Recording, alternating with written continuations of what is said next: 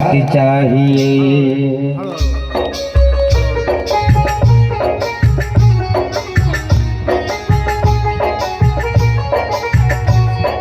हर जन्म में बोल तेरा साथ चाहिए, सिर पे मेरे बोल तेरा हाथ चाहिए। हर जन्म में बोल तेरा साथ चाहिए, सिर पे मेरे बाबा तेरा हाथ चाहिए। सिलसिलाए टूटना नहीं चाहिए, सिलसिलाए टूटना नहीं चाहिए। मुझको तो बस इतनी सी सौगात चाहिए। हर जन्म में बोल तेरा साथ चाहिए, सिर पे मेरे बोल तेरा हाथ चाहिए। ओ हर जन्म में बोल तेरा साथ चाहिए, सिर पे मेरे बोल तेरा हाथ चाहिए।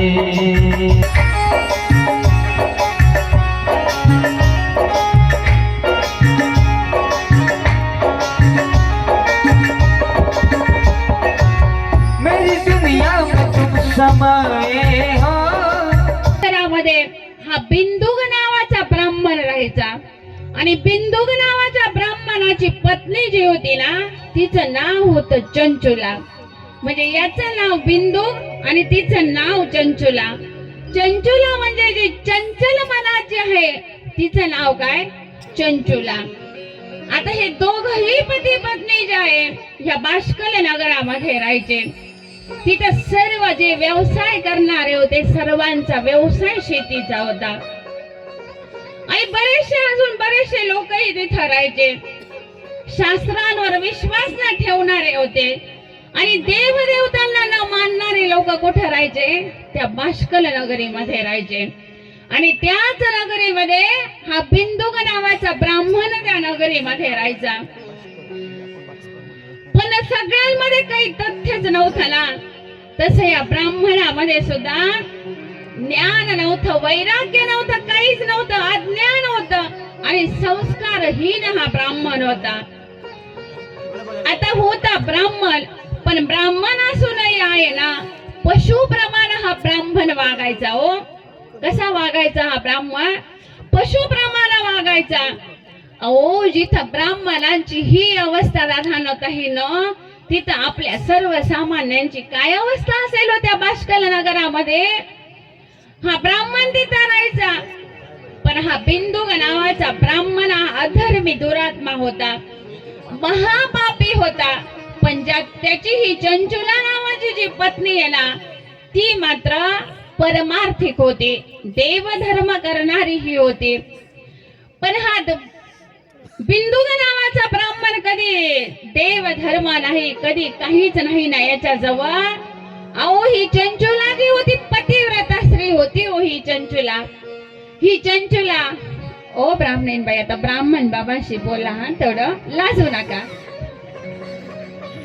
ही चंचुला जी होती ना, ती आपल्या पतिदेवांना ह्या बिंदुकला समजून सांगायची. बोला, ओ पतिदेवा, असं जे वागणं आहेत ना, हे बरोबर वागणं नाही हो. चंचुला परत सांगते, थोडं ऍक्शन कर फक्त.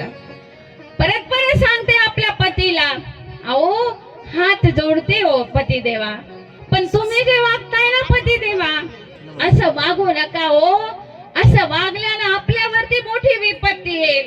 पण ब्राह्मण बुवाच्या कानी नाही, मनी नाही, ध्यानी नाही की आपली पत्नी काय सांगते ते. ब्राह्मणाचं लक्ष मात्र दुसरीकडेच राहायचं. कारण स्त्री जरी पतिव्रता होती ना ह्या ब्राह्मणाची, पण ब्राह्मण व्याभिचार करायला लागले होते. आणि व्याभिचार करता करता ह्या ब्राह्मण बुवांनी अनेक ज्या वेश्या आहे या वेश्यांशी, अनेक वेश्यांशी लग्न केलं यांनी. आणि हे ब्राह्मण बुवांनी आता काय केलं, आपल्या धर्म पत्नीला सोडून दिलं. आणि धर्म पत्नीला सोडून भरकटताय ब्राह्मण बुवा. फिराव ब्राह्मण बुवा, पत्नीला सोडून दिलंय तुम्ही, आता पत्नीला सोडून दिलं आणि फिरताय ब्राह्मण बुवा. आता ही बिचारी ही चंचुला घरी मात्र एकटी राहिली. तिनं दिवसभर काबाड कष्ट करावं, काम करावं आणि जे आपल्या पोटी जे लेकरं होते ना त्यांचं पालन पोषण आपल्या लेकरांचं करावं. आता असे बरेच दिवस निघून गेले. आता माणूस आहे तसंच राहतं का? तरुण पण कायम राहतं का? तरुणपणे ह्या ब्राह्मणानं खूप नाटकं केले. पण आता ब्राह्मण जो झाला, आता म्हातारा झाला, जर्जर अवस्था ब्राह्मण बुवांना आली. आणि म्हातारा झाल्यामुळे ना बिंदुक ब्राह्मणाचा त्याच वेळेस आहे ना म्हातारा झाल्यामुळं आणि जर्जर झाल्यामुळं हा बिंदुक नावाचा ब्राह्मण जो आहे त्या वृद्ध अवस्थेत मरण पावला. ओ ब्राह्मण बुवा, ब्राह्मण बुवा आता मरण पावले. आणि हे चंचुलेला त्याच्या पत्नीला समजलं. त्याची पत्नी ब्राह्मण बुवांकडे गेली. जिथं ब्राह्मण बुवांचं प्रेत पडलेलं होतं तिथं चंचुला गेले. रडू लागले. ही चंचुला विलाप करते. ही चंचुला रडते, देवा देवा माझ्यावरती काय प्रसंग आला देवा, कसा का होईना माझा पती होता रे देवा तो. ही चंचुला रडते, हे रडते आणि रडत असताना पश्चाताप करते ही चंचुला. पण निधन झालं पती देवांचं. आणि हा जो झाला ना पुढच्या याच्यामध्ये, तर यानं कधी देवाचं नाम स्मरण केलं नाही, कधी काहीच केलं नाही ना. ओ पिशाच बुवा, पटकन इकडे या बरं. आणि हा ब्राह्मण पुढे आहे ना, हा पिशाच योनीमध्ये हा ब्राह्मण गेला. ओ बघा, पिशाच योनी मधला ब्राह्मण आता भरकटतोय, इकडे तिकडे भरकटतोय पिशाच योनीतला ब्राह्मण. आणि भरकटत भरकटत हा ब्राह्मण भरकटतोय. त्याच वेळेस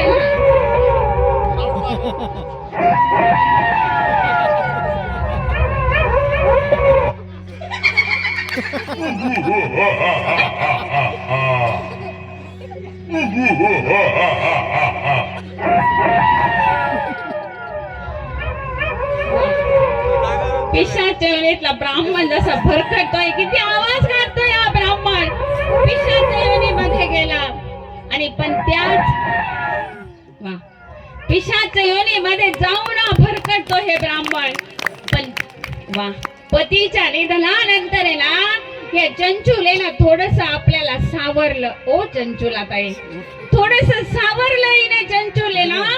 आणि चंचुला नेमके गावामध्ये काही लोक जे आहेत ना ते तीर्थयात्रेसाठी चालले होते. ब्राह्मण बा तुम्ही झोपूनच राहा, कारण तुम्ही पिशाच बनलेले आहात आता. तरी चंचुला गावातले काही लोक जे आहेत ना तीर्थयात्रेला चालले होते. काही साधू चालले होते. साधू बुवा या तुम्ही. साधूही तीर्थयात्रेला चालले होते. आणि या साधू बरोबर आहे ना ही चंचुला जी आहे तीर्थयात्रेसाठी निघाले.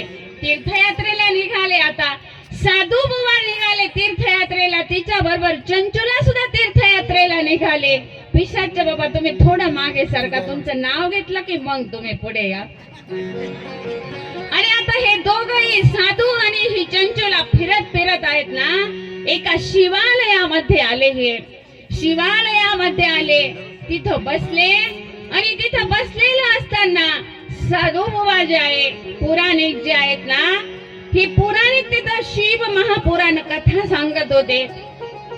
पण पुराणिक त्या कथेमध्ये सांगत होते की कोणतं पाप केल्यानं आपल्याला त्याचं प्रायश्चित्त काय भोगावं लागतं ते. आणि आपण जरा कोणती म्हणजे काय काय केलं तर त्याचं आपल्याला प्रायश्चित्त काय भोगावं लागतं. आणि तेवढ्यामध्ये झालं असं की नरकाचं वर्णन शिव महापुराणात चालू होतं. ते वर्णन पुढे येणारच आहे.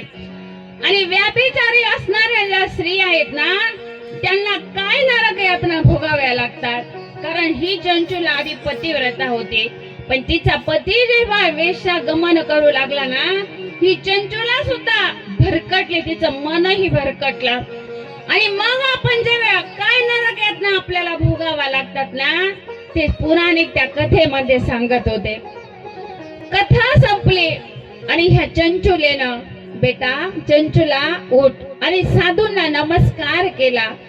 चंचुलीनं साधू बाबांना नमस्कार केला आणि साधू बाबांना सांगू लागले, साधू बाबा तुम्ही जे सांगतायत ना ओ साधू बाबा, जे शिव महापुराण कथेत सांगितलंय ते पाप माझ्याकडून घडले व साधू बुवा, मला खरोखर त्या नरक यातना भोगाव्या लागतील विचारते साधू बुवांना.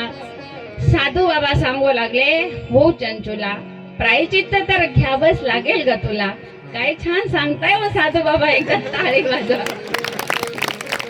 साधू बाबा सांगू लागले, अगं तुझ्याकडून बघ प्रायचित्त घडलंय बाई, तुला प्रायचित्त त्याचं भेटणार आहे. पण तू एकच कर, भुकेलेला अन्न देत जा, तहानलेला पाणी देत जा. चंचुलेनं ते ऐकलं आणि सांगू लागले हे साधू बाबा, अगं माझं देवांचा देव असणारे महादेव जे आहेत ना, ते खूप भोळे आहेत ग आणि खूप दयाळू आहेत. साधू बाबा सांगताय चंचुलेला.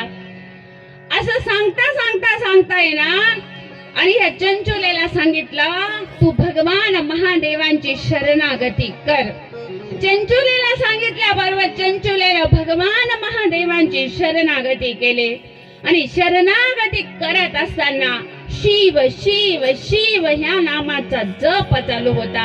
हो बोले की जय जय शिवजी की जय जय, बोले की जय जय शिवजी की जय जय, बोले की जय जय शिवजी की जय जय, बोले की जय जय शिवजी की जय जय, बोले की जय जय शिवजी की जय जय, बोले की जय जय शिवजी की जय जय, बोले की जय जय शिवजी की जय जय, बोले की जय जय शिवजी की जय जय, बोले की जय जय शिवजी की जय जय, बोले की जय जय शिवजी की जय जय, बोले की जय जय शिवजी की जय जय, बोले की जय जय शिवजी की जय जय, बोले की जय जय शिवजी की जय जय, बोले की जय जय शिवजी की जय जय.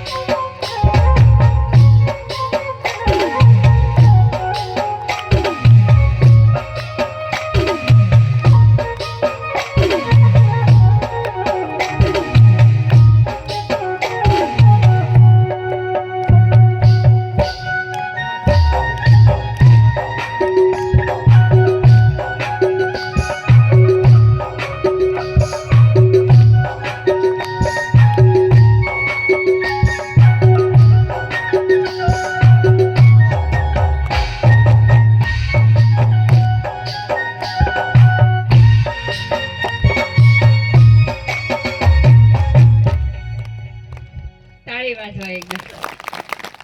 सुंदर शिव नाम स्मरण चालू आहे तिथं.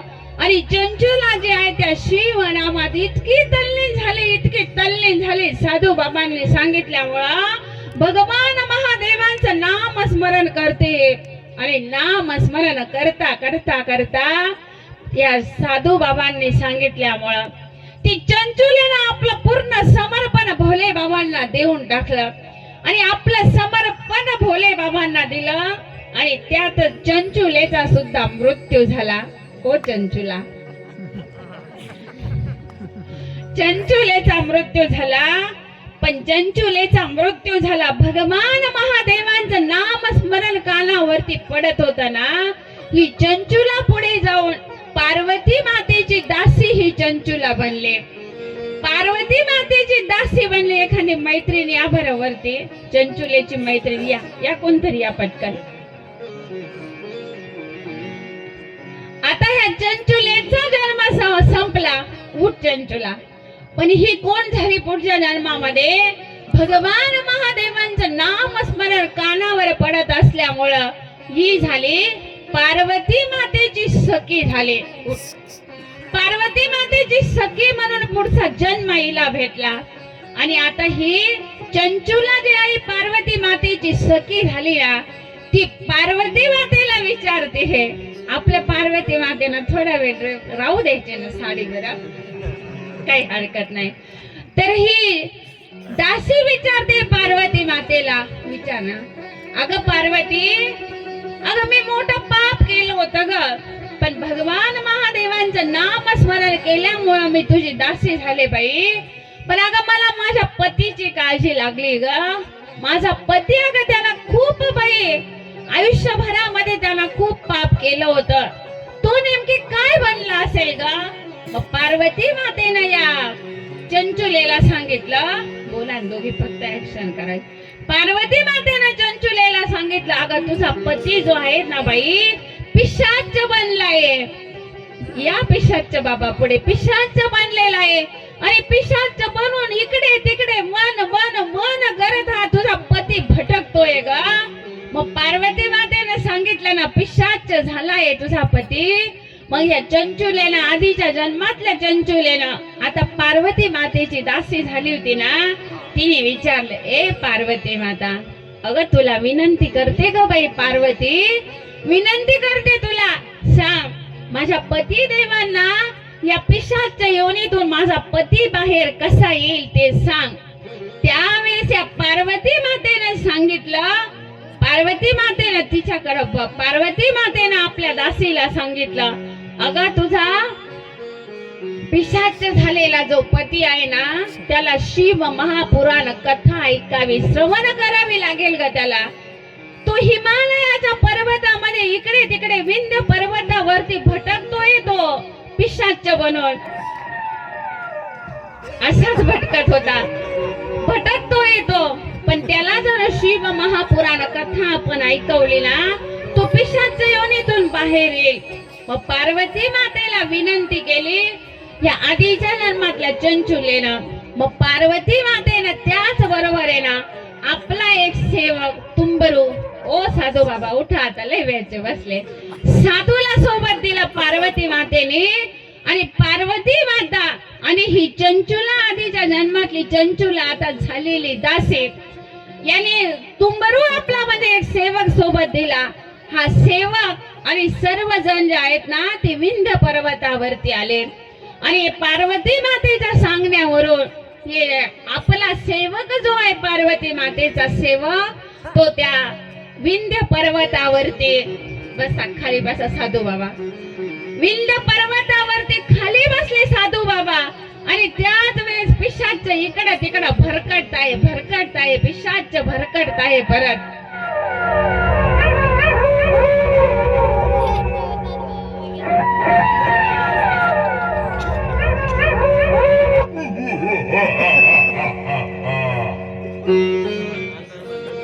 वेगवेगळे आवाज करून हा पिशाच भरकटतोय ना. साधू बाबा तिथं कथा सांगताय. साधू बाबा शिव महापुराण कथा सांगताय. त्याच वेळेस चंचुला सुद्धा ती कथा ऐकते, म्हणजे पार्वती मातेची दासी तिनेही ती कथा ऐकली. पार्वती माता सुद्धा कथा ऐकते शिव महापुराण कथा. आणि हा बिंदुग जो ब्राह्मण होता आधीच्या जन्मातला तो पिशाच झालेला तो भरकटतो इकडे तिकडे. पण भरकटता जेव्हा शिव महापुराण कथेचे शब्द त्याच्या कानावरती ह्या पिशाच्याच्या कानावरती शब्द यायला लागले ना, साधू बाबा लक्ष राहू द्या, पिशाच्या योनीतल्या या पिशाच्याच्या कानावरती हे शिव महापुराण कथेतले शब्द ऐकायला यायला लागले. आणि शिव महापुराण कथा आता पिशाच जो आहे ना खाली बसून पिशाच श्रवण करू लागला. शिव महापुराण कथा श्रवण करतोय. आणि जशी आपण इथे 7 दिवस कथा करणार आहोत ना तशी 7 दिवस कथा या पिशाच्यानं श्रवण केली. 7व्या दिवशी जेव्हा कथा श्रवण पूर्ण झाली ना त्याच वेळेस हा पिशाच योनी त्याची गेले आणि त्याला जन्म कोणता प्राप्त झाला, साधू बाबाचा. उठाव साधू बाबाचा जन्म प्राप्त झाला. आणि पिशाच योनीतला पिशाच कोणत्या योनीमध्ये गेला, तो शिवगण म्हणून संबोधला गेला. ओ माझ्या शिवांच्या गणामध्ये त्याचं रूपांतर झालं. कसला परिणाम, शिव महापुराण कथा श्रवण केल्याचा परिणाम आहे दादांनो ताईंनो. प्रत्यक्षात झाकी रूपात तुमच्या पुढे दाखवलंय.